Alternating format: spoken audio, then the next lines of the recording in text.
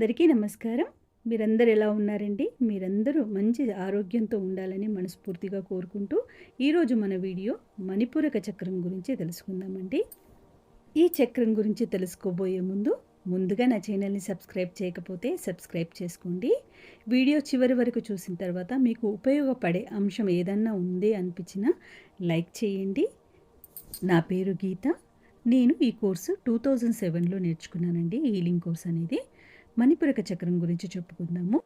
ఈ చక్రము 10 రేఖలు కలిగి పద్మము వలె ఉంటుంది. మధ్యలో జఠరాగ్ని ఉంటాడు. అగ్నితత్వం ఉంటుంది. బొడ్డు స్థానంలో ఉంటుంది. మంత్రం వచ్చేసి రంగ్. ఈ చక్రంకి కలిగిన చైతన్య శక్తి మన యందు తగ్గినట్లయితే కాలేయంకు సంబంధించిన వ్యాధులు వస్తుంటాయి. మణిపూరక చక్రానికి సంబంధించిన ముద్రని వేసి మనము ధ్యానం చేసినట్టయితే మనకు కాలేయ సంబంధిత వ్యాధులు రాకుండా ఉంటుంది. మనలో చైతన్య శక్తి పెరగడం వల్ల మనకు పట్టుదల అనేది పెరిగి ఏదన్నా అనుకున్నది సాధించే వరకు వదిలిపెట్టకుండా అంత పట్టుదల అనేది ఏర్పడుతుంది. అనాహత చక్రము ఇది అద్భుతమైన చక్రం అండి. హృదయ స్థానంలో ఉంటుంది. చక్రము 12 ఆకుపచ్చ రంగు రేఖలతో కలిగి ఉంటుందండి. చక్రానికి మంత్రము యంగ్. ఈ చక్రానికి ఒక ముద్ర కూడా ఉంటుందండి. ఆ ముద్రను కూడా ఇక్కడ వేస్తాను. ఈ చక్రము వాయుతత్వం కలిగి ఉంటుంది. గుండె జబ్బులు, గుండె సమస్యలు రాకుండా మనకు చూస్తుందండి.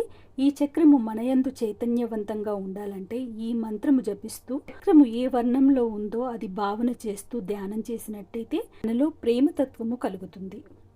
ఇలా ప్రేమతత్వంతో ఉన్నచో మనకి డబ్బుకి కొదవ ఉండకుండా పుష్కలమైన డబ్బుతో, పుష్కలమైన అనురాగాలతో, ప్రేమతో, ఆనందంతో ఉండటం వల్ల గుండె సంబంధించిన వ్యాధులు రాకుండా ఆనందంగా మనం ఉండగలుగుతాము. ఈ చక్రము సరి అయినది లేనిచో గుండె జబ్బులు వచ్చే అవకాశం ఉంటుంది. కాబట్టి గుండెకు సంబంధించిన ధ్యానం చేసుకోవాలంటే ఈ చక్రం కలిగిన ముద్రను వేసుకుని మనం ధ్యానం చేసినట్టయితే గుండె జబ్బులు నివారించవచ్చు.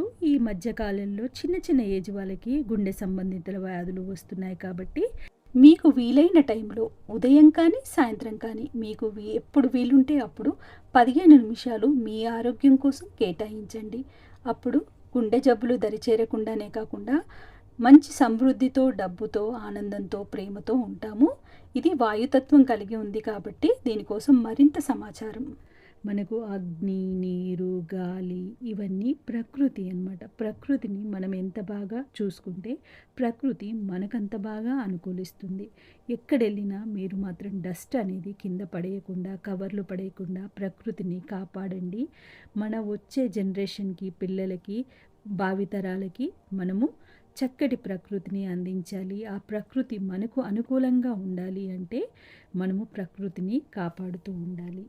మనము చూస్తుండగానే ప్రకృతి అనేది విలయ తాండవము చేస్తుంది, ఆహ్లాదకరాన్ని ప్రసాదిస్తుంది. కాబట్టి మనము ఎప్పుడు ప్రకృతి మనకు అనుకూలంగా ఉండేట్టుగా ఉండాలంటే మనము మంచి మార్గంలో వెళ్ళాలి, ప్రకృతిని కాపాడుకుంటూ ఉండాలి.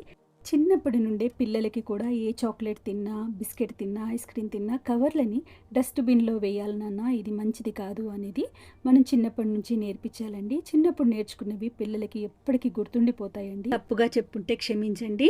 మీకు మంచి అనిపిస్తే లైక్ చేయండి. ఇలా మనం చేసినట్టయితే నేచర్ కూడా మనల్ని కాపాడుతూ ఉంటుందండి. ప్రకృతి మనకు సహకరించినప్పుడు మనం మొదలుపెట్టే ప్రతి పని విజయవంతంగా పూర్తవుతుందండి. ఈ వీడియోలో ఒక్క చిన్న మాటైనా మీకు ఉపయోగకరంగా ఉంది అని అనిపిస్తే తప్పకుండా ఒక లైక్ చేయండి. లైక్ చేయడానికి మీకు మనీ కూడా ఖర్చు కాదండి. ఒక్క రూపాయి కూడా ఖర్చు కాదు. మీ అందరికీ ఉపయోగపడే వీడియోలతో మీ ముందుకు వస్తానండి. థ్యాంక్ యూ అండి.